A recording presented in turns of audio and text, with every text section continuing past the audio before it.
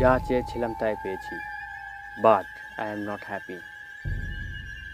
শেখ হাসিনা সরকারের পদত্যাগের কথা শুনে যতটা আবেগ আর আনন্দ নিয়ে বিজয় মিছিলে গিয়েছিলাম, আস্তে আস্তে ঠিক ততটাই আনন্দ কমে গিয়েছে। ভেবেছিলাম আমরা স্বাধীন, দেশ থেকে জালিম সরকার পদত্যাগ করে বিদায় নিয়েছে, কিন্তু এখনো দেশে বেশ কিছু জালেম মানুষ রয়ে গেছে। শুরু হয়ে গেছে লুটপাট, বাসাবাড়িতে আগুন।